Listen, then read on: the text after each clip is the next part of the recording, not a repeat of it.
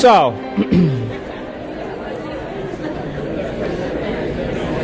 this one-day workshop is about you. It's an opportunity for you to retreat from your life for just one day and to remove the constant stimulation in your external environment that reminds you of who you think you are as a personality. To separate yourself from the people you know, and the places you go, and the things that you do at the exact same time every single day, long enough for us to remind you of what you already know, that you are actually the creator of your life. And we are going to develop concepts and ideas in one day. And every time you learn something new, you make new connections in your brain. That's what learning is. Learning is forging new synaptic connections.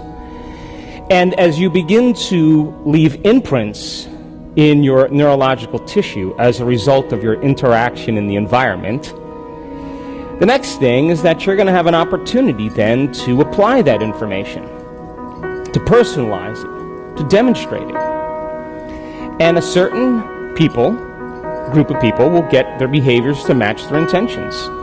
To get their actions equal to their thoughts, they'll step out into the unknown and they'll try it. And when they do, they'll have a new experience. An experience then enriches the brain, reorganizing more circuits than what you understood physiologically.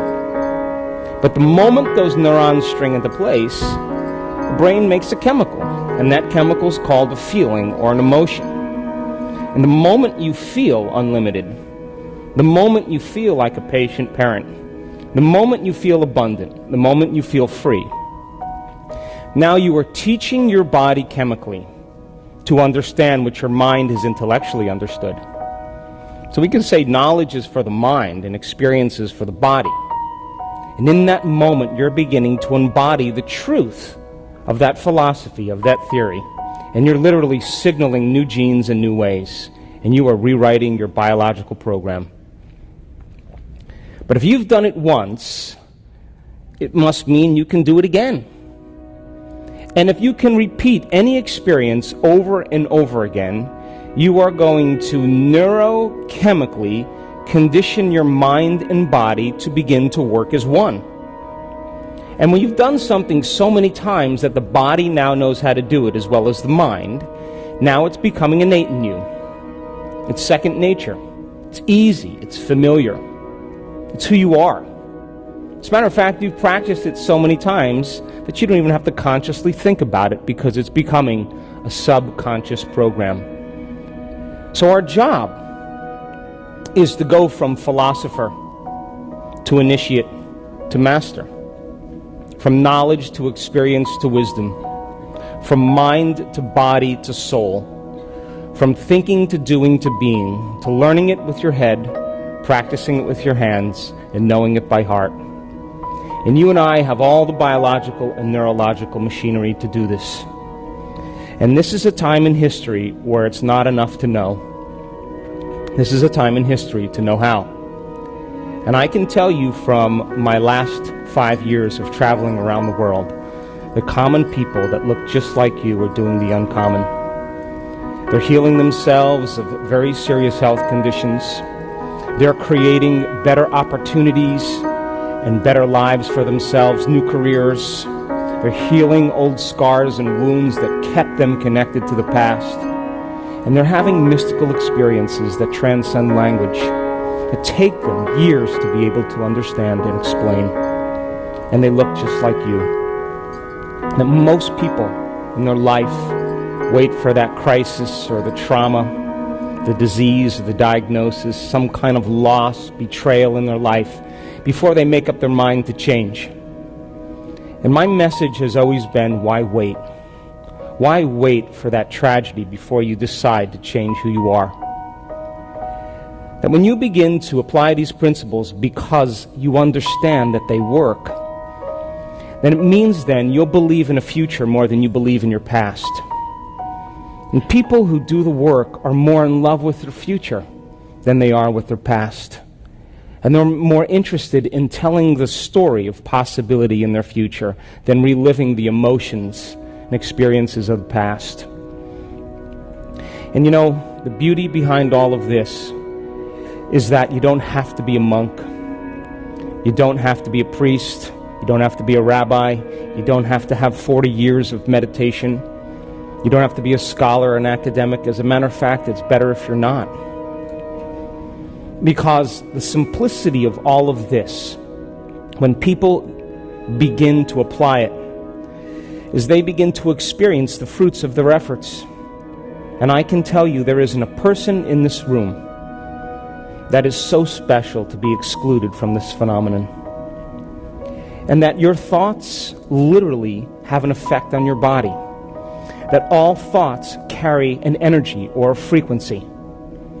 And if you believe that on some level that your thoughts have something to do with your body or your life, and you're thinking 60 to 70,000 thoughts in one day, and 90% of those thoughts are the same redundant thoughts as the day before, it's going to produce the same measurable effects in your body, yes or no? And you are going to begin to emit the same energy and information in your field. And you are going to keep creating the same life. So then the same thoughts always lead to the same choices. The same choices always lead to the same behaviors. The same behaviors create the same experiences. And the same experiences produce the same feelings and the same emotions. And those very same emotions drive your very same thoughts.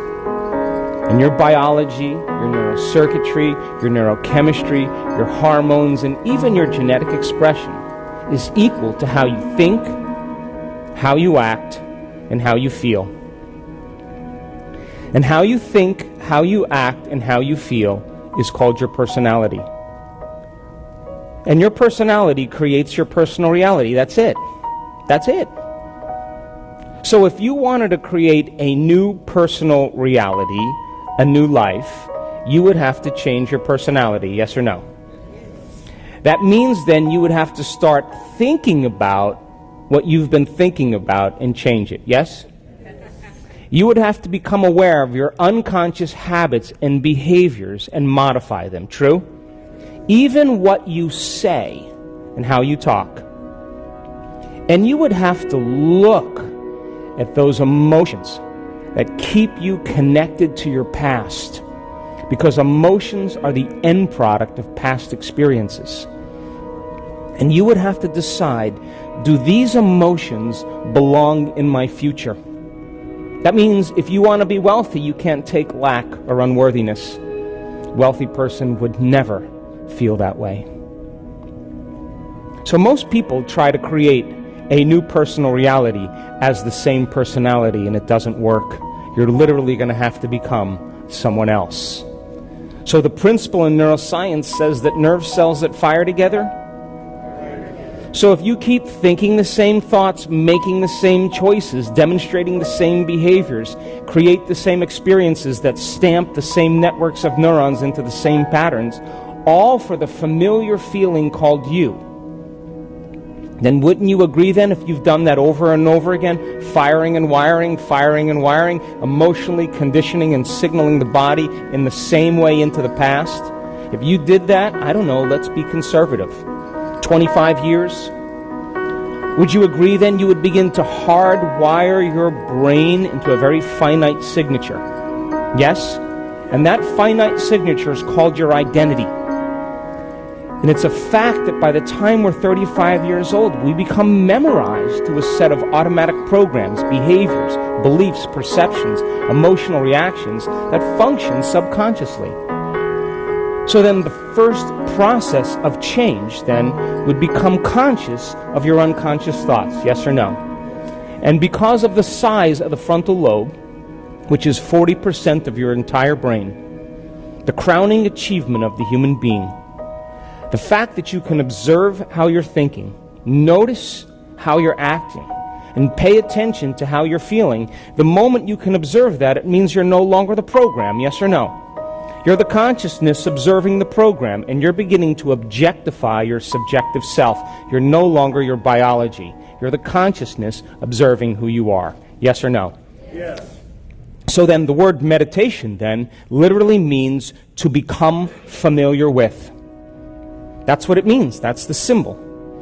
So then if you begin to become familiar with how you've been thinking, and you're so conscious of those unconscious thoughts like, I can't, what's wrong with me, it's too hard, I'll never change, I'll never make it, I'm too tired, nobody loves me. Those are the thoughts that are slipping by your analytical mind unchecked and beginning to program your autonomic nervous system into the same destiny.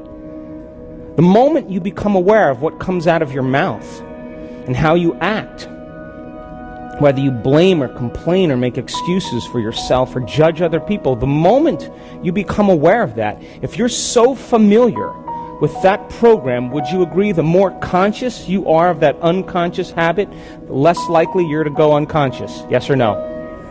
And it would take an act of will to stay present and aware. Yes or no?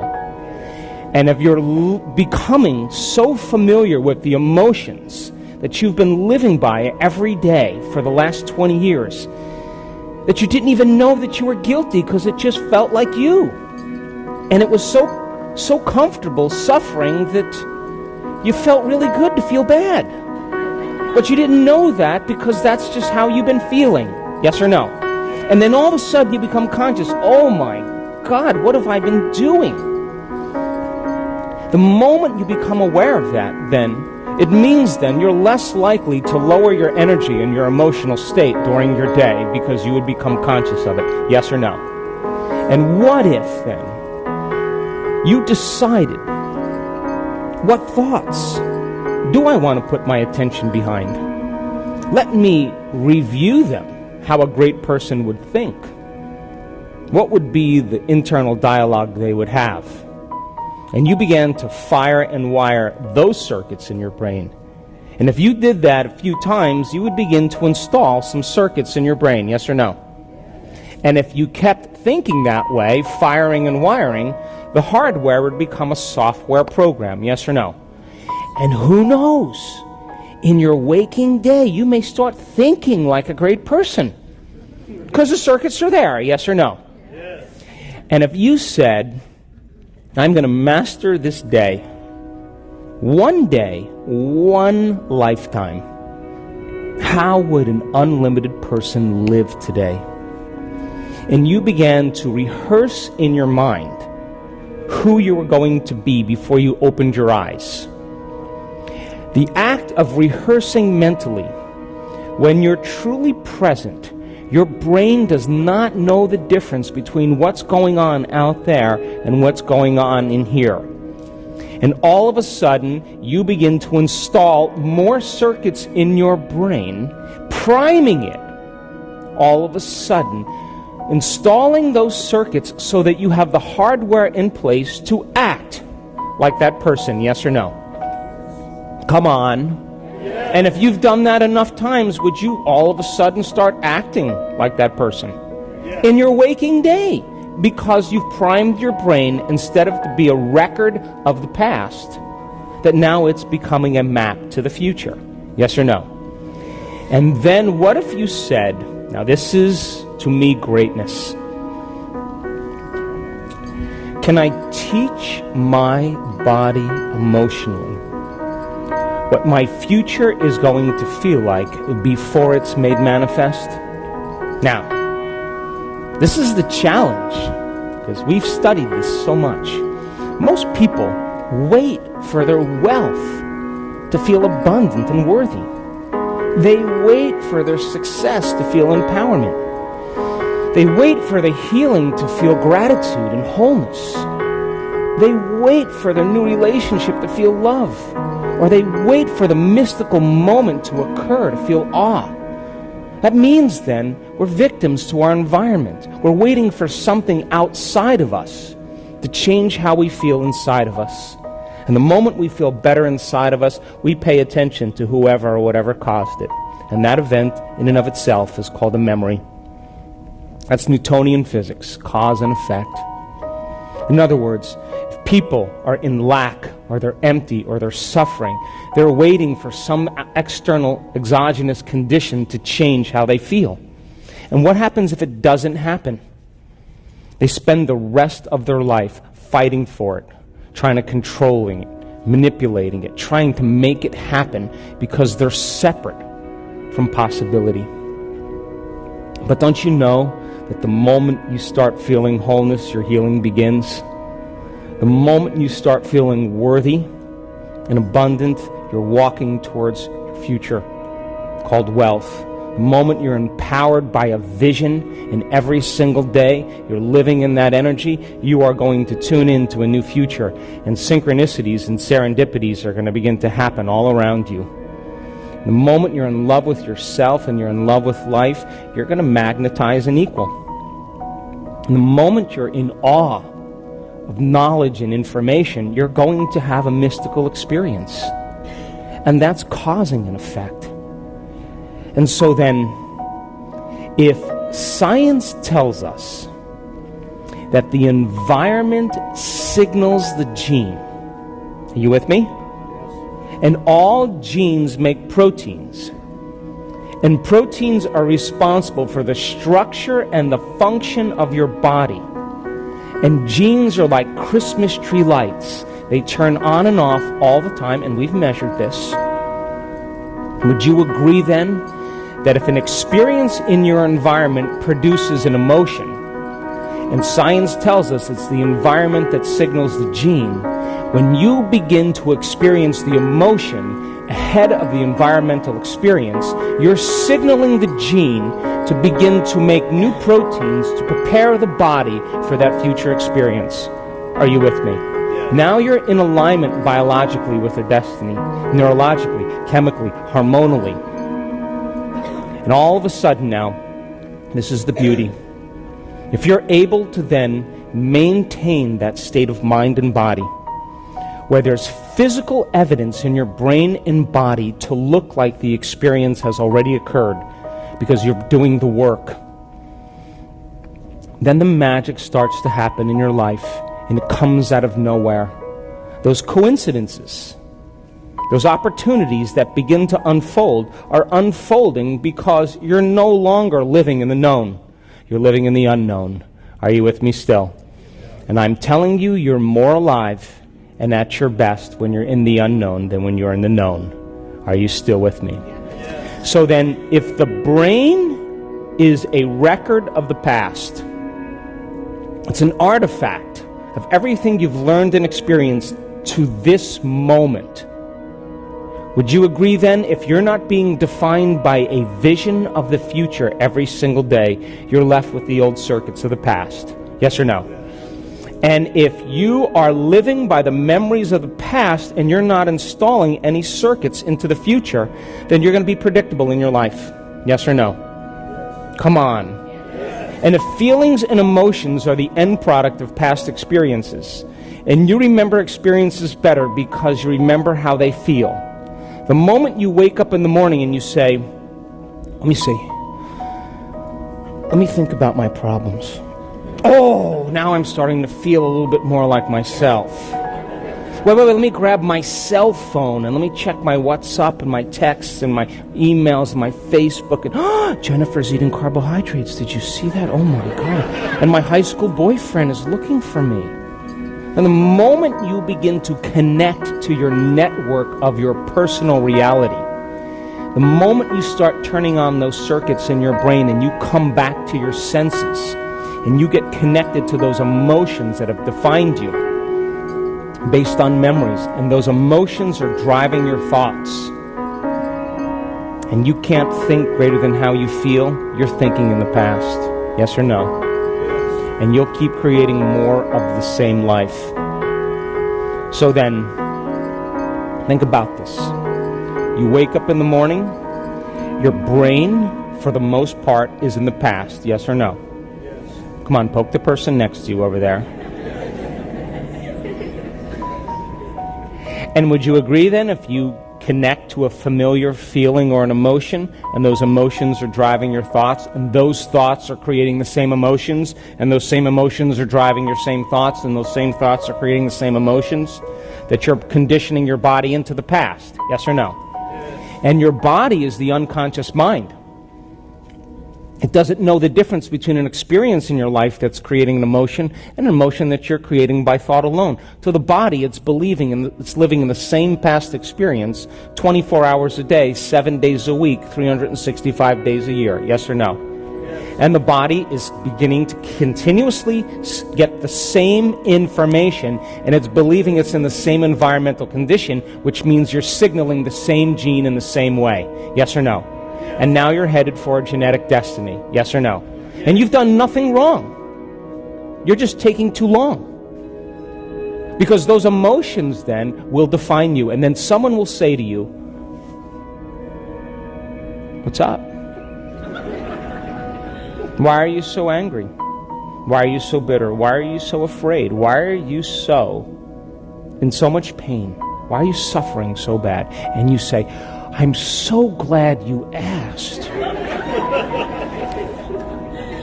And then you tell a narrative, the story of your past, firing and wiring the same circuits in your brain, working yourself up into an emotional froth to keep signaling the body into the past, reaffirming your personality based on a feeling.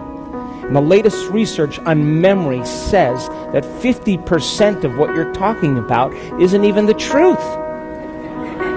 That you make stuff up. You embellish it. That memory is creative. And what that really means after all these years of studying this, when you ask a person that, it means that they had an event or a series of events in their life that branded them emotionally. And when they tell that narrative, what they're really saying is, "I haven't been able to change since that event. I've been altered from that experience." Yes or no? Yes. And they find people in their life that are the same emotion, the same energy, and they use each other to reaffirm their addiction to that emotion. And they get agreement for it. And they say, "I can suffer more than you can." No, I can suffer more than you do. Are you with me still? So then, the body becomes conditioned into the past, which means for the most part, most people's biologies are anchored in the past. And if how you think and how you feel creates your state of being, and you're thinking the same thoughts that are creating the same feelings and the same emotions, and those emotions are influencing your thoughts, would you agree then you're signaling that same gene over and over again? And if genes are responsible for the structure and the function of the body, and you keep selecting and instructing the same gene, you're going to wear that gene out. Yes or no? Yes. Just like gears in your car. Taking a fax of a fax of a fax of a fax, or a copy of a copy of a copy, sooner or later it's going to lose its detail. Yes or no? And that's exactly what happens to the body. The body begins to break down because those proteins are responsible for your physiology, for your structure. So then if immune cells make immune proteins, and you're living in fear every single day, you're living in anger and resentment and impatience every single day, then you're signaling the same gene in the same way. Yes or no? And if you keep doing that for a period of time, sooner or later you're going to program that gene, and all of a sudden the body's going to get unhealthy. Yes or no? Yes. And look, people say, "Well, I did my meditation 3 days and nothing happened."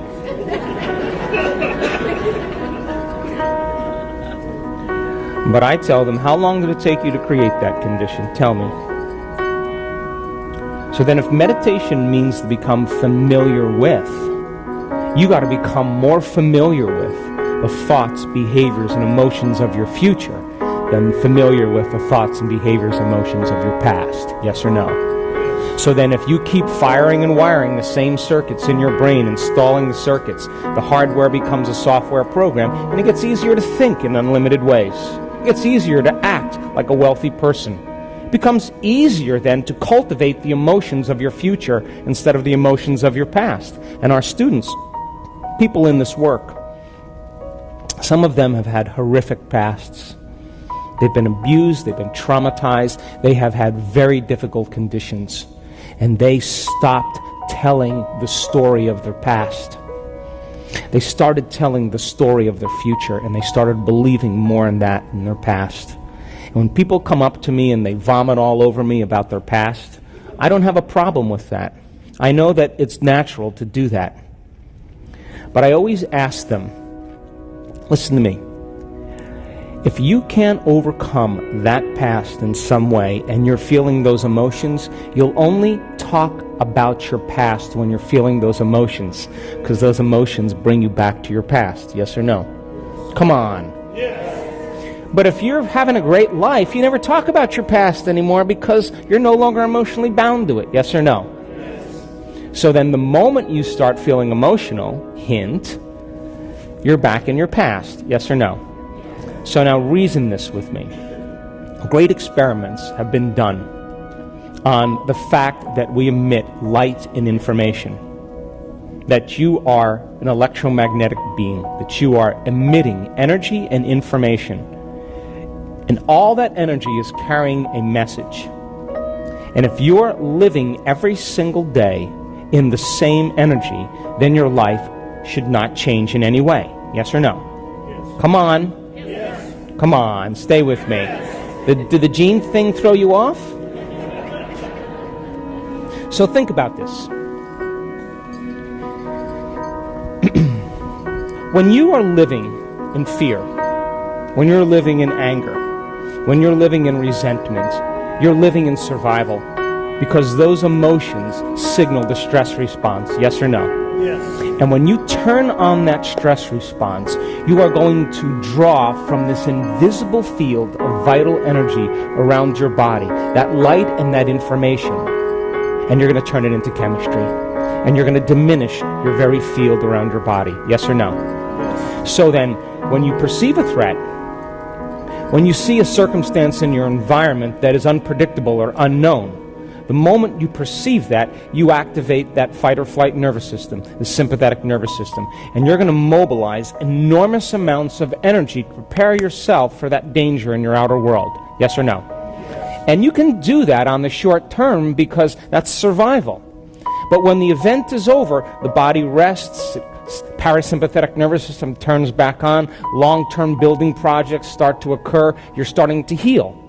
And all organisms can tolerate short-term stress. But what if it's not a predator? What if it's your coworker? What if it's your boss? What if it's your sister-in-law? Because of some past experience, you're perceiving that condition in your environment based on your past, and you're turning on the same stress response as if you were being chased by a predator. Yes or no? And you keep going back into that environmental condition, and you knee-jerk in the same way, and you keep producing those same chemicals over and over again, same chemicals over and over again. The stress chemicals downregulate genes to create disease. It's a fact. Are you with me still? So then, if you're doing that for an extended period of time, and all of a sudden now you become addicted to the very rush of chemistry that gives the brain and body a rush of energy, would you agree then, if you keep doing that over and over again like an addict, you need to feel angry. You need to feel lack. You need to feel unworthy because it reaffirms the emotional state. Are you still with me? Now, it gets a little bit weird here because we got a big frontal lobe. And you can just call up a memory from the past. And the moment you call up the memory from the past, your body's in the past physiologically and emotionally. And you can begin to worry about the worst thing that could happen in your life. Out of the infinite potentials in the quantum field, you're going to select the worst case scenario. And you're going to begin to get ready for that event. And you are going to begin to change your emotional state in preparation for the worst thing that could happen. Because in survival, if you prepare for the worst, you have better chances of surviving. Are you with me still? Now, I would call that a limited imagination. Yes or no? But in survival, though, when you're in stress, then, if you prepare for the worst and it doesn't happen and something less happens, you have a better chance of living. And this is the primitive survival gene that begins to become activated. And people spend their entire life doing this. And all they're doing is marrying a clear intention, a vision of their future, which is a very limited point of view, and embracing it with a familiar emotion of the past. And they're expecting their past to be their future. And if how you think and how you feel creates your state of being, that person's past is going to be their future. Are you with me still? Yes. So then, reason this with me.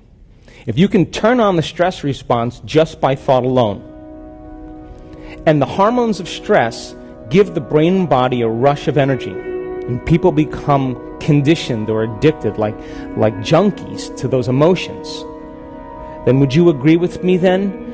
If you can turn on that stress response just by thought alone, that you can become addicted to your own thoughts. Yes or no? And if the hormones of stress are highly addictive, and you're using your boss or your coworker or your sister-in-law or your finances to reaffirm your addiction to that emotion, is it possible you become addicted to the life you don't even like? Yes or no? And this is why change is so hard. And if you can turn on the stress response just by thought alone, and the hormones of stress downregulate genes to create disease, then your thoughts could make you sick. Yes or no? So okay, let's go out on a limb here. If your thoughts could make you sick, is it possible that your thoughts could make you well? Yes. Okay. So then that means then that you would have to start a process of no longer drawing from this invisible field of vital energy and turning it into chemistry and diminishing your own light field. When you do that over time in chronic stress, and you keep drawing from this invisible field of energy and turning it into chemistry, you have no light field. Yes or no? Yes. Come on. Yes. So now you're more matter and less energy, more particle and less wave. And in fact, the hormones of stress cause you to narrow your focus on objects and things and people, because that's where the danger is. And when the hormones of stress kick in and your brain waves go into high beta and you're aroused, you're going to pay attention to your outer world, and you're no longer going to want to believe in your inner world of possibility. Are you with me still? And if the survival gene is switched on, then you won't want to go in, close your eyes and create, because it's not a time to create. It's not a time to focus on the unknown. It's a time to prepare yourself for what could be lurking behind those corners. And it's not a time to learn. It's not a time to open your heart. It's not a time to be vulnerable. It's not a time to sit still. It's a time to run, to fight, or to hide. And people spend the majority of their life living by these hormones. And those hormones cause us to become materialists, using our senses to define reality. And if you can't see it, you can't hear it, you can't smell it, you can't taste it, you can't feel it, it doesn't exist. And all of a sudden, people all of a sudden give up possibility. And now, when they're more matter than energy, they will try to force outcomes, control outcomes, predict outcomes, fight for outcomes, because they are matter trying to change matter. Are you with me still? And as people begin to try to control and predict all the different things in their life when they're aroused by these chemicals, each person, each object, each thing, each place, each experience has a neurological network in their brain because they've experienced them already. Yes or no? And as they shift their attention from one person to one problem or one thing, they start activating these different circuits over and over again. And all of a sudden, if you measure that in the brain gets highly incoherent. It's a house divided against itself. And when your brain is incoherent, you're incoherent. And when your brain isn't working right, you're not working right. And at the exact same time, when this vital energy is being drawn and turned into chemistry, the heart, the center of oneness, the center of wholeness, your first step to divinity right here, the bridge, your connection to the unified field, it loses its energy, and all of a sudden it starts to beat very incoherently. And the emotions of resentment and impatience and hatred and violence cause the heart all of a sudden to no longer be in balance. And all of a sudden we no longer trust our heart. What we want to do is protect ourselves from everyone and everything in our life, and we no longer trust. And if you can't trust in the unknown, then it doesn't exist. And people understand when they're living by the hormones of stress unconsciously to run from the unknown. Because the unknown you can't predict, and it's being in that state of the unknown and not being able to predict your future, that actually creates the stress response. So nobody takes a chance and possibility. And everybody's waiting for everybody to do it.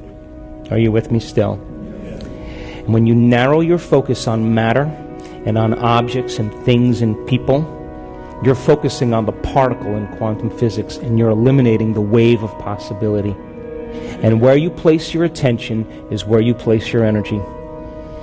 And if all of your attention is on matter, then energy doesn't exist from you, and you will feel separate from the field.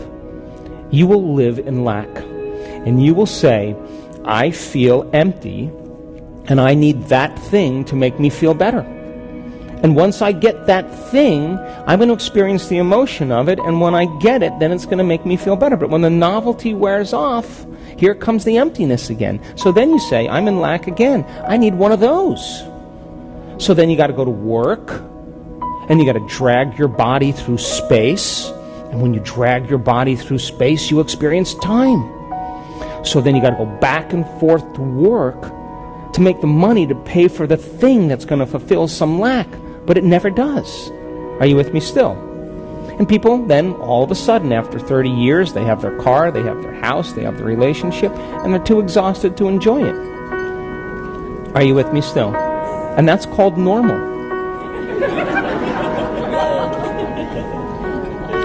But would you agree with me then? If you're waking up in the morning, come on, stay with me.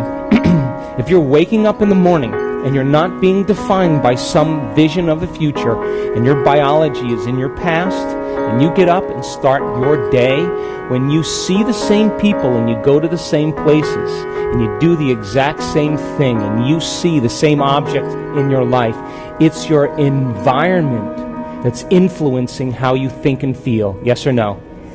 And you will be thinking and feeling in the past because your biology is in the past. Yes or no? Come on.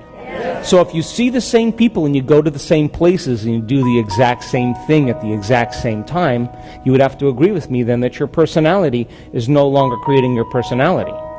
Your personal reality is creating your personality. Your environment is controlling how you think and feel. Yes or no? Yes. And as long as you're reacting equal to your environment, you should create more of the same environment. Come on. Yes. And there should be a nice biological dance, a perfect match between your neurocircuitry, your chemistry, your genes, your hormones, with what's going on in your life. There's a tango going on between your inner world and your outer world. Yes or no? Yes. So then, your environment is actually controlling you. You're a victim to the circumstances in your life. And you see the person, you unconsciously react. You go to the certain place and you think about in the past how it was. And so then, if how you think and how you feel creates your state of being, and you keep thinking the same thought that keeps producing the same emotion, that same emotion is influencing how you're thinking. You're hardwiring your brain and conditioning your body emotionally into the past, yes?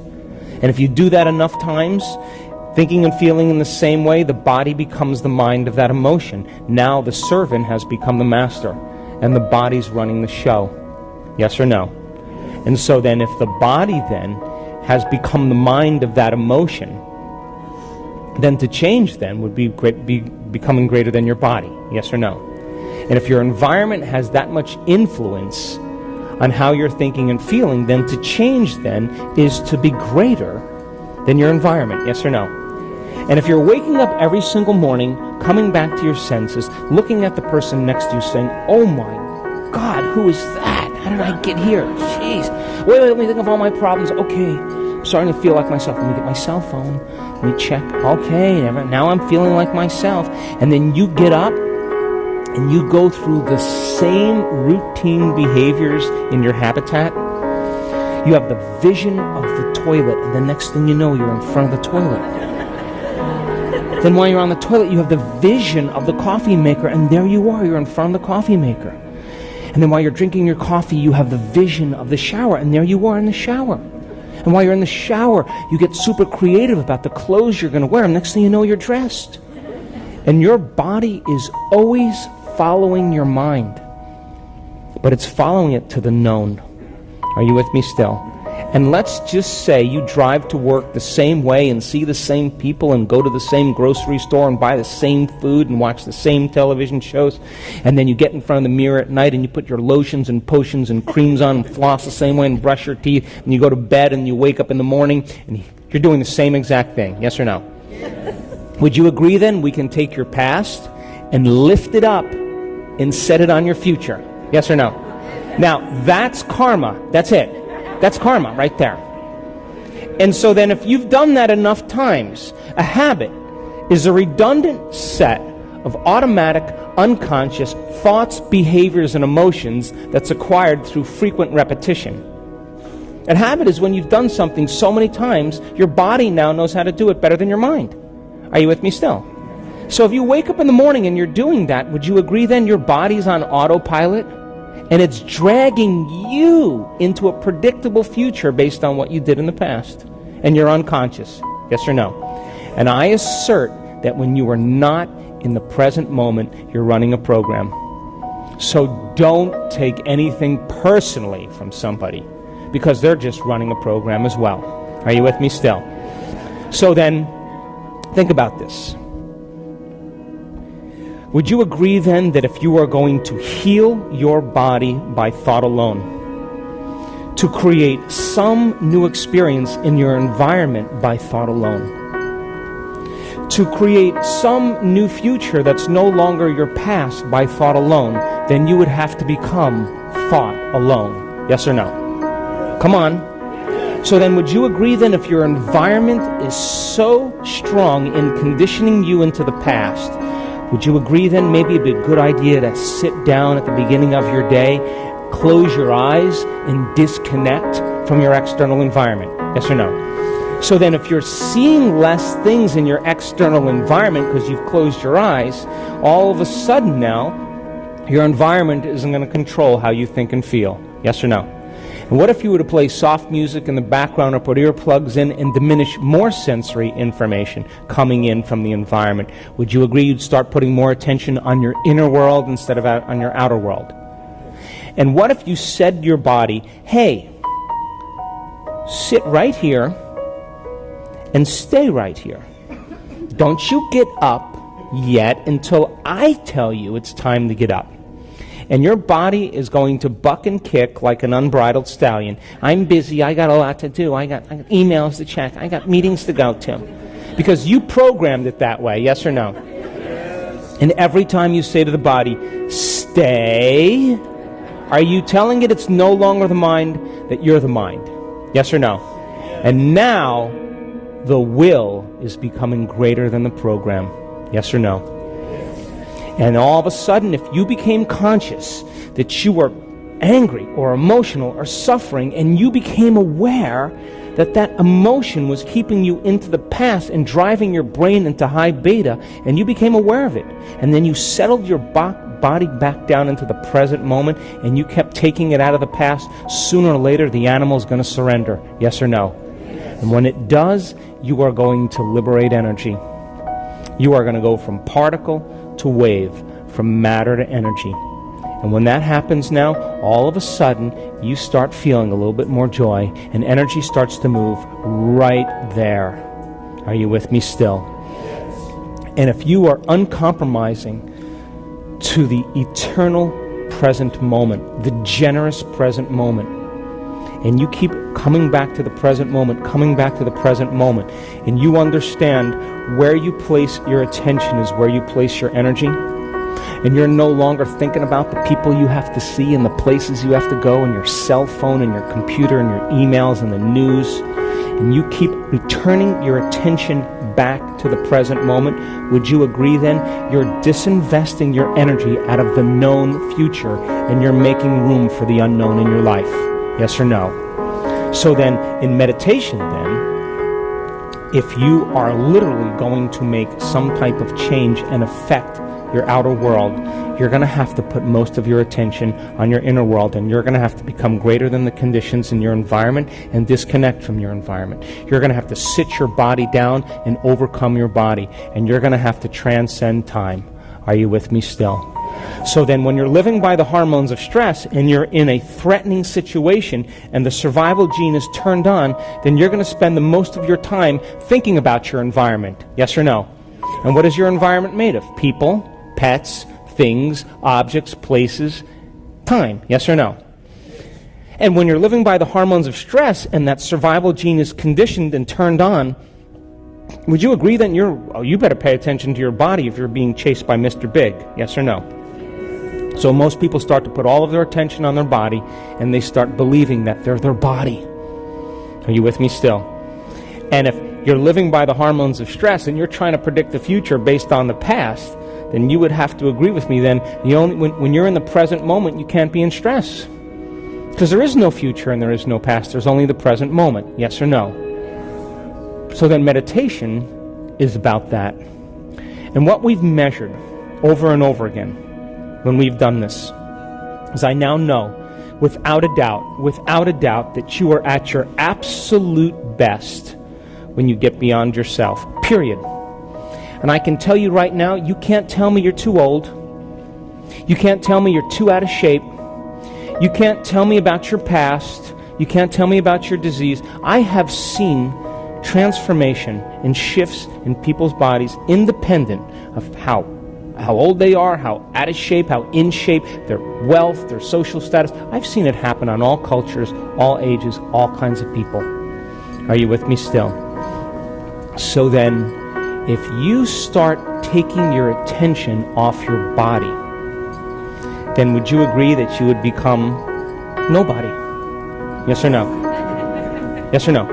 And if you took your attention off all the people in your life that you have to take care of and make sure everything's in place, and all those people have created your identity, that the moment you take your attention off all those people in your life, you become no one.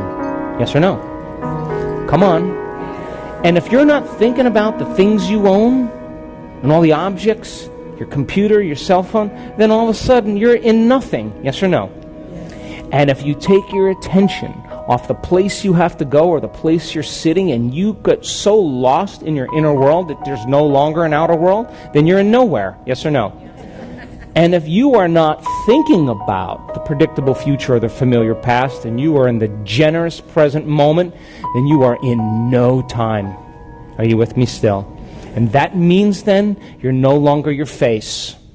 You're no longer your pain. You're no longer your job. You're no longer your gender. You're no longer your diet.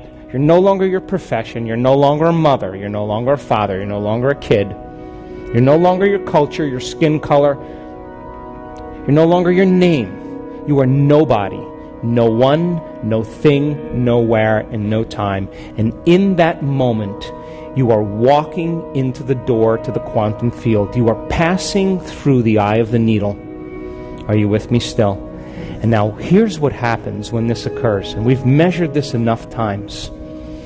When you're thinking about all those people and things and problems and conditions in your life, and your brain is aroused because of the hormones of stress, and you're in survival, and you're activating all those circuits in your brain is firing very incoherently, and your heart is out of rhythm, and you're drawing from this field and turning it into chemistry, and you're more matter and less energy, that there comes a moment where all of a sudden the person has to settle down and there's chaos going on within them. They're disconnecting from their environment, and it's the unknown. And they have to work in trusting in the unknown more than the known.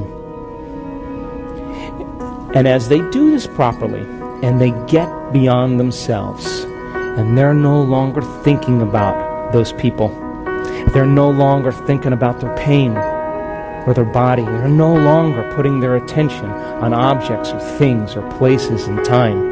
If they're no longer activating these circuits in the brain because they're no longer thinking about them, guess what happens? Their brain waves begin to change from beta brain waves, high beta aroused state, into alpha. And in alpha, all of a sudden, the inner world starts becoming more real than the outer world. The brain starts to imagine. And when you're out of the way, and you're no longer thinking and feeling in the same way, and you're changing your brain waves, as you change your brain waves, you're falling right into the autonomic nervous system. And as your brain waves slow down, all of a sudden you're connecting to that autonomic nervous system that wants to just do one thing, create order and balance in your body. And it says, she's gone. She's out. And it steps in right into the neocortex. And when it steps right into the executive brain, all of a sudden it starts taking those different compartments of the brain that were no longer working together and starts to synchronize them. And all of a sudden you see the front of the brain talking to the back of the brain. We've seen this so many times. You see the right side of the brain talking to the left side of the brain. And all of a sudden you see the brain starting to move into a more holistic state. And what syncs in the brain links in the brain. And all of a sudden the person starts to feel connected to something greater. Are you with me still? And the moment that that happens, we can predict it now. The neuroscientists that come and study our work, we say, she's going to pop. What do you mean? Just watch. She's going to pop. And all of a sudden, the brain starts working together. And as they're no longer thinking and they're no longer putting their attention on objects and matter and people and things, and they're all of a sudden putting their attention within them, and that brain starts functioning in a holistic way, it starts to synchronize, and those brain waves become highly coherent. And all of a sudden, when that happens, that energy moves right into the heart. And at that time, we've measured this, all of a sudden, that person starts to feel whole. When that brain, that right hemisphere and that left hemisphere come together and it starts to synchronize, the union of polarities, the union of duality, the union of separation or opposites is called wholeness, it's called love. And the moment those two hemispheres come together, that energy breaks right into the heart, and the person's heart goes into super coherence. And the field around their body can be up to 8 feet wide, 9 meters wide. Now they're more energy than matter, more wave than particle, and they feel connected to something greater, and they would never try to control an outcome. They would never try to force an outcome. They would never try to predict an outcome, because they understand that all they have to do is put their attention on possibility, and their body's going to follow their mind to the unknown. And it's so amazing when this happens. You can see the person's heart go into coherence, you can see their brain go into coherence, and you can walk around while they're in the meditation, you can look at them like this, and there are tears of joy rolling down their face. They are being baptized by the divine. They are connected to the unified field. And the unified field is that quantum field that governs all the laws of nature. And when that occurs, they feel so whole and so in love with life and so in love with themselves, it's impossible to want. How can you want when you feel whole? You feel like you have everything. And that's the moment the magic happens, over and over again. And there is a biological, neurological, genetic upgrade in that person when they connect to the unified field. And when you connect to the unified field, you will go from somebody to nobody to everybody. From someone to no one to everyone. From something to nothing to everything. From somewhere to nowhere to everywhere. And from some time to no time to every time. Isn't that the quantum field?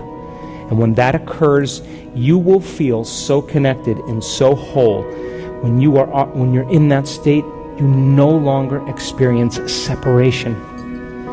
You no longer are saying, I need that. You're saying, I already have it.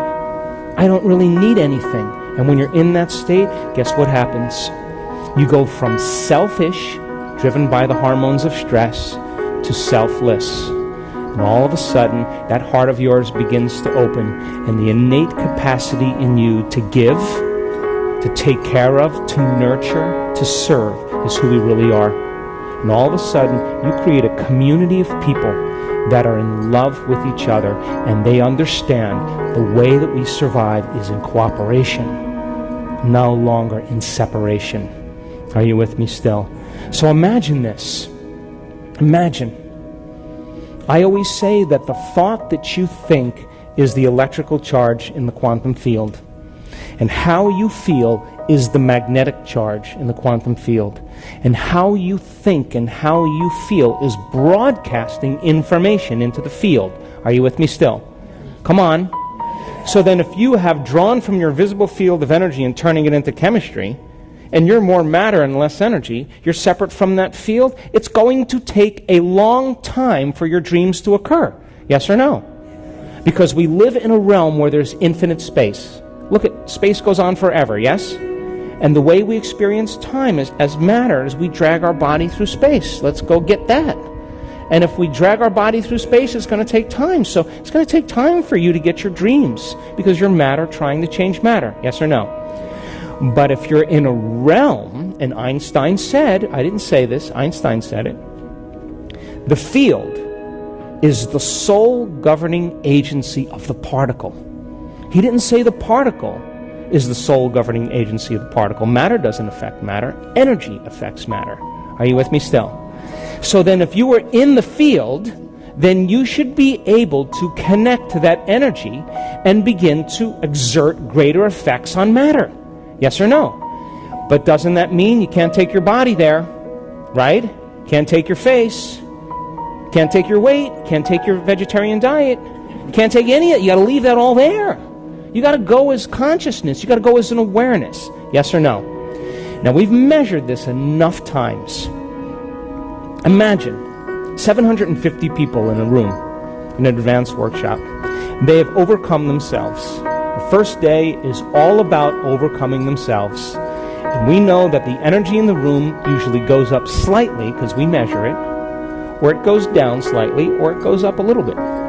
Because as people begin to break their emotional bonds with everyone and everything in their life, they're drawing energy from the field, and they're building their own vital field of energy. Yes or no?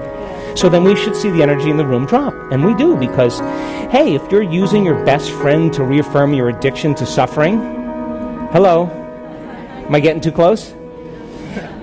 And then you're breaking that addiction, then you're gonna no longer be bound to that person energetically, and you're gonna start calling energy to build your own field.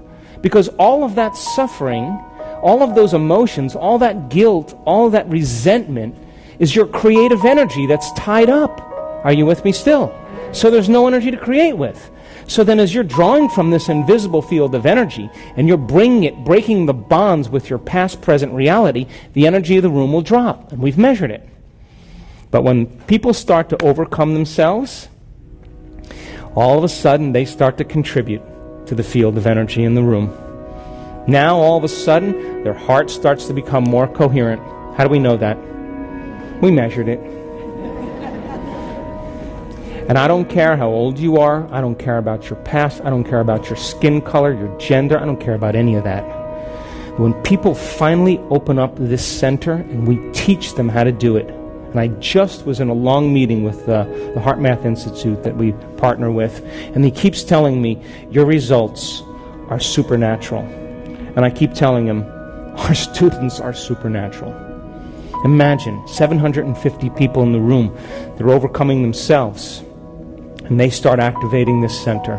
Their center of oneness, their center of wholeness, their connection to the unified field. And as the heart starts getting coherent and it starts creating elevated emotions like gratitude, people are feeling the emotions of their future that begin to create holism and oneness.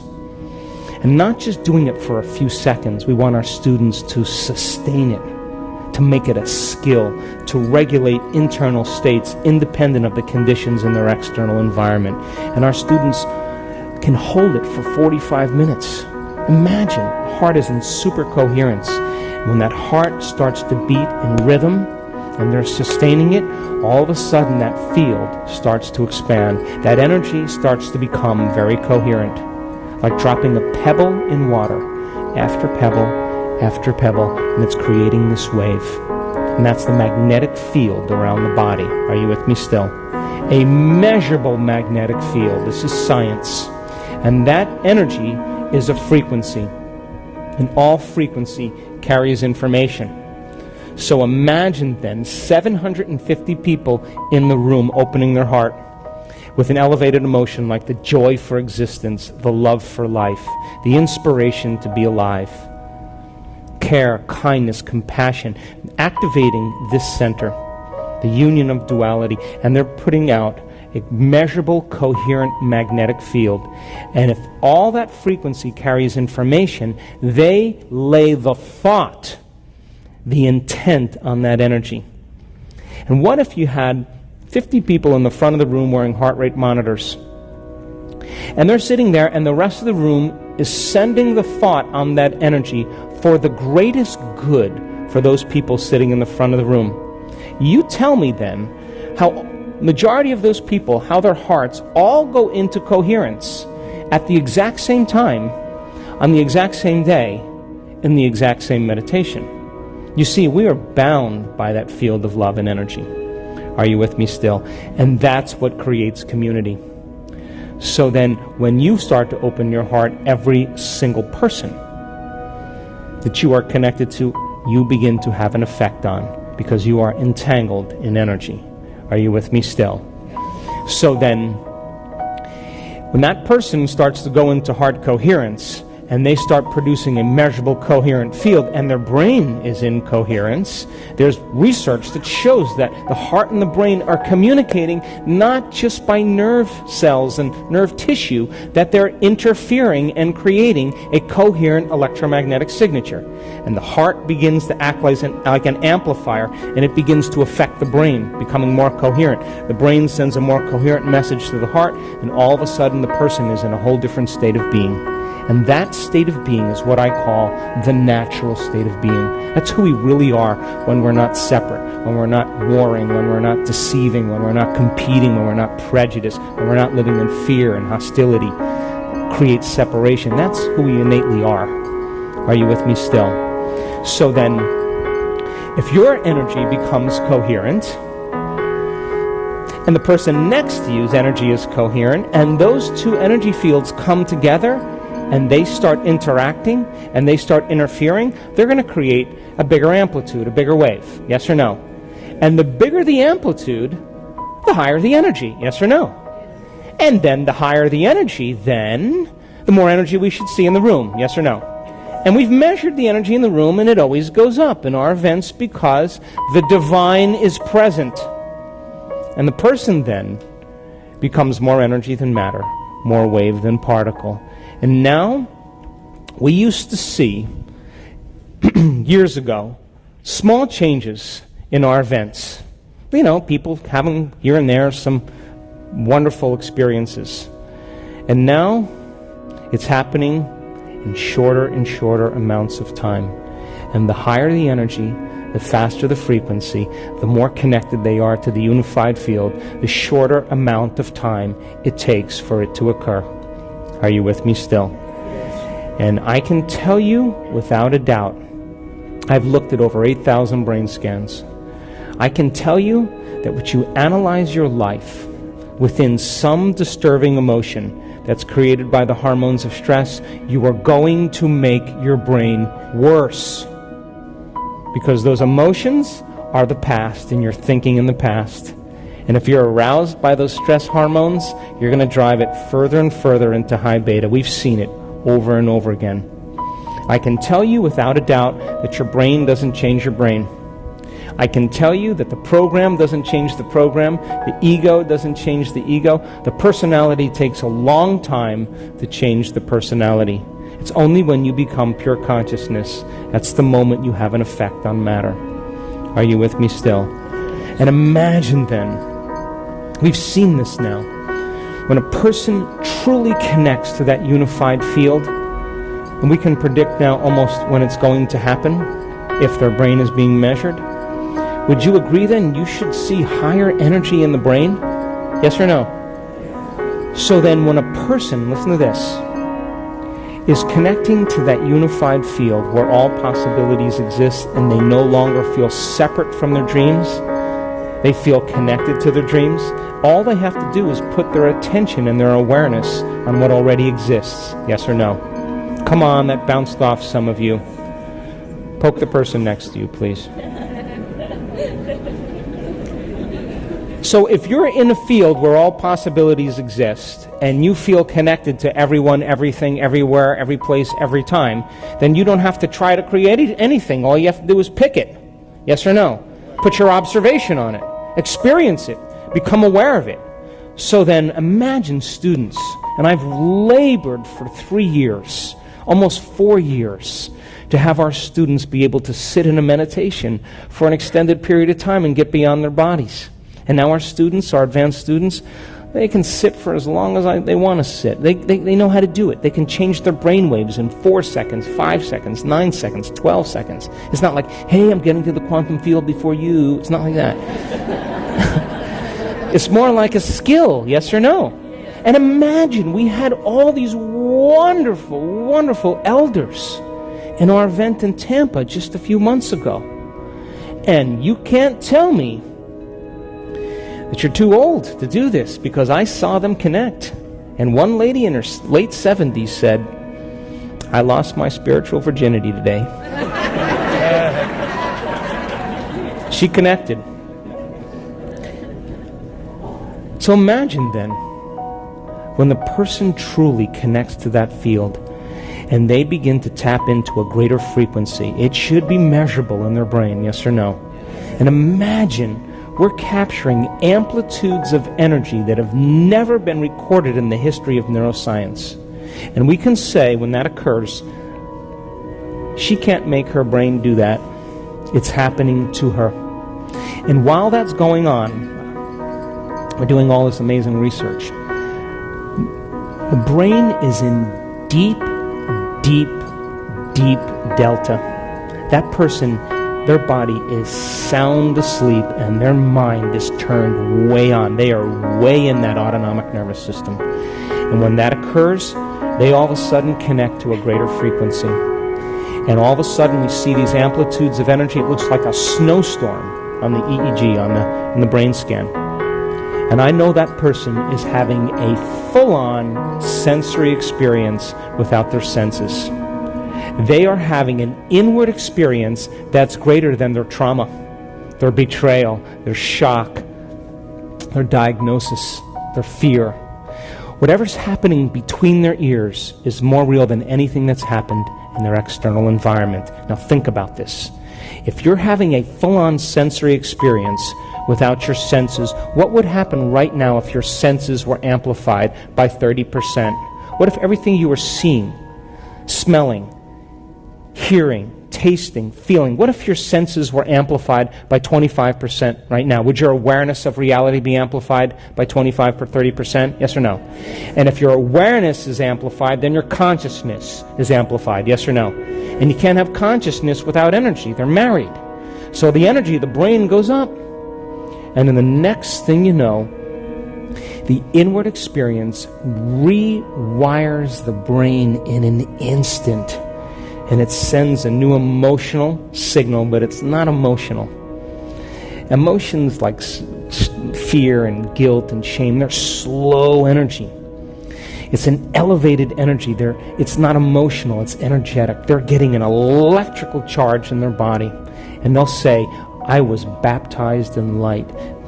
Light filled my entire body. And that is the moment they're getting a new emotional signal to the body. And the receptor sites on the outside of the cells are 100 times more sensitive to frequency and to energy than they are to chemistry. And in 1 second, that person is transformed. And that's what's happening now in our work. Are you with me still? So, I don't really want to argue quantum superimposition any longer. I don't want to talk about theory any longer, because my heroes, the people that I want to be with, are people just like you. That I don't care about keynote lectures or conferences. I'm bored with them. I've outgrew them. I want to be with doers. Imagine, we were in Italy just a few months ago, running an advanced workshop. I have a whole new team of neuroscientists that we're working with. And I was trying to get to these guys. They're physicians and researchers, and I'm trying to get to them to show them some of the crazy stuff, to prepare them Like, get ready, this is going to get wild. And they're busy doing all their brain mapping to get everything organized, and we're going to meet for lunch, and I get to lunch early, and then I have to go, and then I'm leaving, and they're coming in. In 3 days, we're doing this. I'm going to get to you guys. And then after like 3 days, I'm like, nothing like an experience to cause a long-term memory. I thought, the hell with it. Let them just have the experience, you know. So, second day, Friday afternoon, I'm introducing a new meditation, and we have a room of 600 plus people, and I'm on the stage, and I'm leading the meditation, and all of a sudden, I see all this commotion going in the back there, and they're screaming and yelling, and my staff comes up, you better get back there, you know. So I go out the back here, and I go along the hallway, and I come in the back, and this is what they're saying, okay? And there's a woman sitting in the middle of this meditation, and she's lit up. And when I mean lit up, she's having an experience.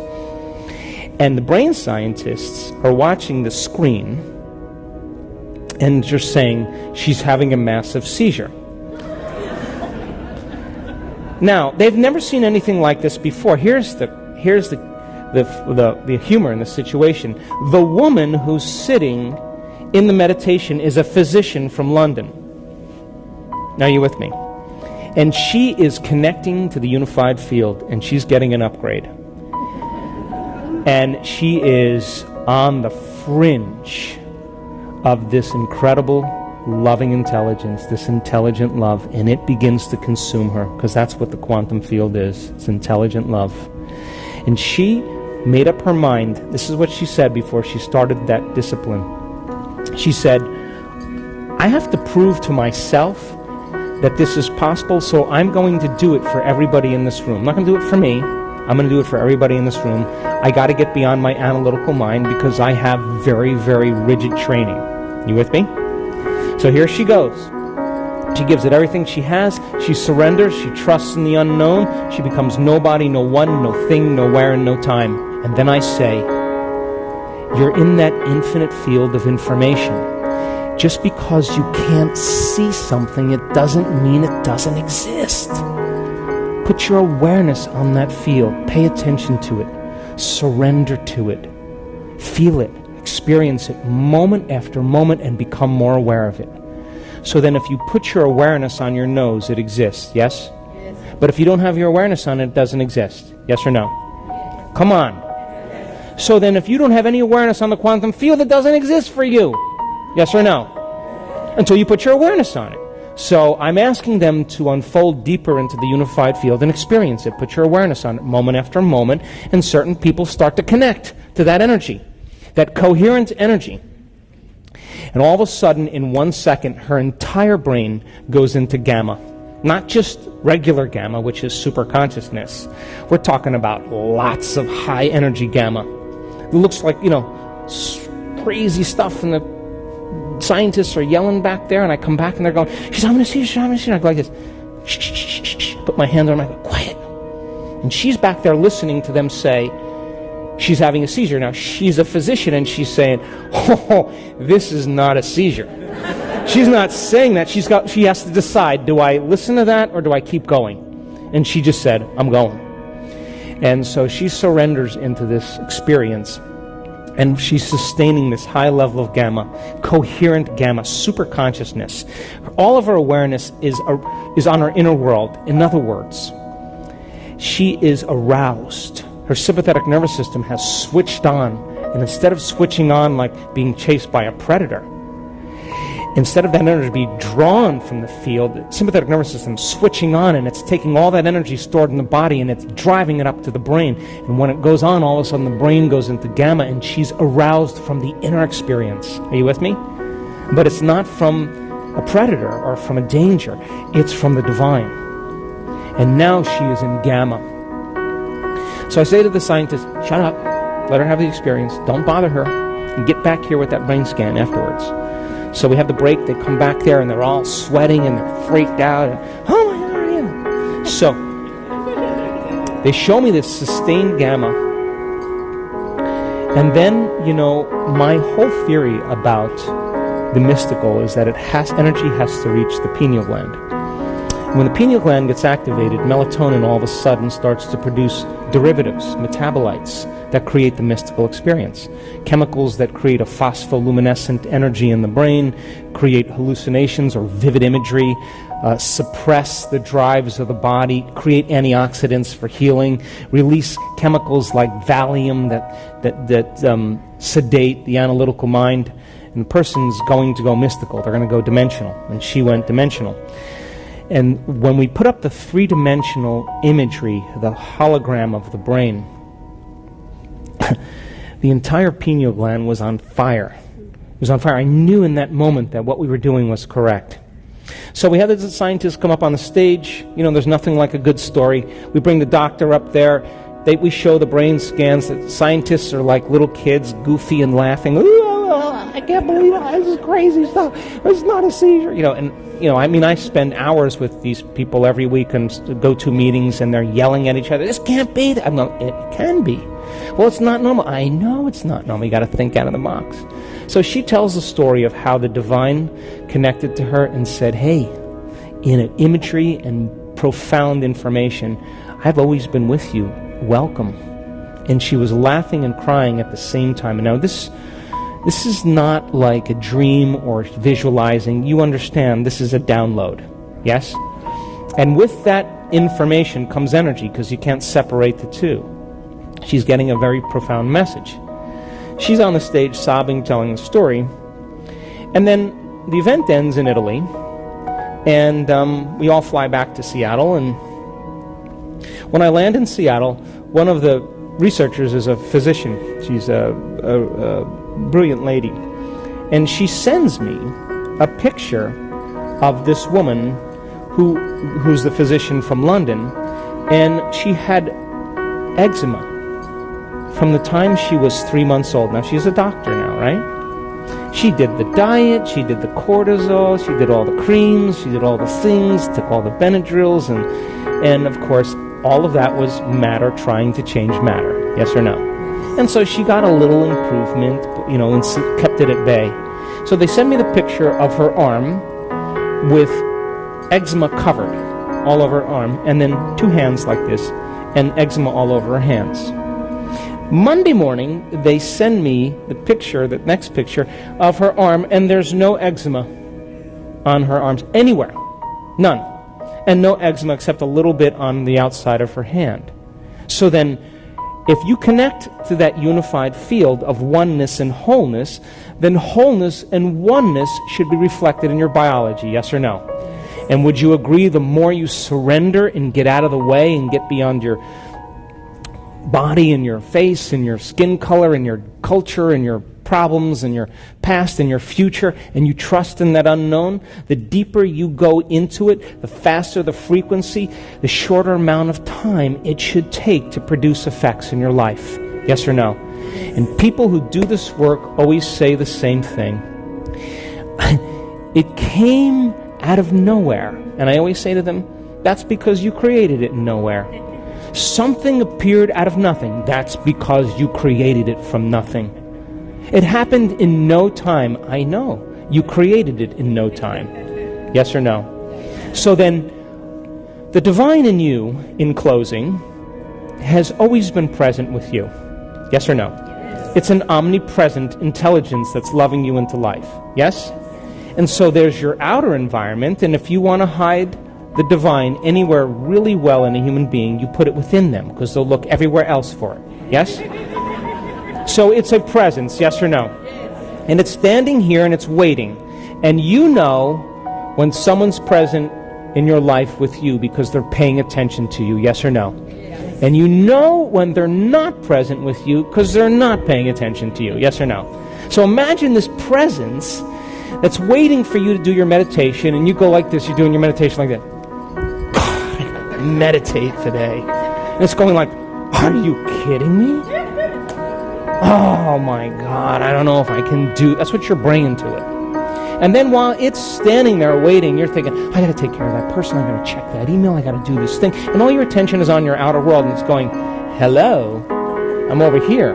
And then would you agree that the moment you become nobody, no one, no thing, nowhere, and no time, you're taking your attention off somebody, someone, something, someplace, sometime, and you're becoming nobody? Now you're looking at it, yes or no? And you walk through that eye of the needle. Once you get through it, then there's more. And if you can unfold deeper into the unified field, and as you move closer towards it, would you agree then you'll experience greater degrees of wholeness and oneness and less separation? That means you won't have to try to create your dreams. All you have to do is become aware that they already exist and experience them. Yes or no? So then the closer you get to it, the shorter amount of time it should appear in your life. Are you with me still? Come on. And what if you were to connect with it? Truly connect with it. Would you agree then? You will become more willful because it has an amazing will. Come on. Yes. You become more loving. It's a loving intelligence. Yes or no? You'll become more giving. It's a giver of life. Yes or no? You become more forgiving. It's forgiven you millions of times. Yes or no? You'll become more conscious. It's a consciousness. Yes or no? You'll become more mindful. It has an infinite mind. Its nature will become your nature. Its mind will become your mind. And people then in your life will say, something's up with him. He must have changed his medication today. Because as Dawson said, your nervous system is the greatest pharmacist in the world. And that common people just like you are doing the uncommon. And this day-to-day is to inspire you to begin to practice it in your life and to draw with a community of people that are actually doing it. And that they carve out a little time out of their busy day to present themselves to the world as a greater ideal. And if you can sustain and maintain a modified state of mind and body your entire day and keep your energy up, get ready, because something unusual is going to happen in your life. It's the law. And I know it from experience it, and I've witnessed it too many times. And it will come in a way that you least expect. Why? Because if you can expect it, it's nothing new. If you can predict it, it's more of the same. It's got to be a surprise. It's got to rock your world. It's got to catch you off guard, and it has to leave no doubt that what you did inside of you produced some effect outside of you. And when you can correlate the changes you made inside of you with the effect you produced outside of you, you're going to pay attention to what you did, and you're going to do it again. And that's when we go from being a victim to being a creator. Thanks for listening.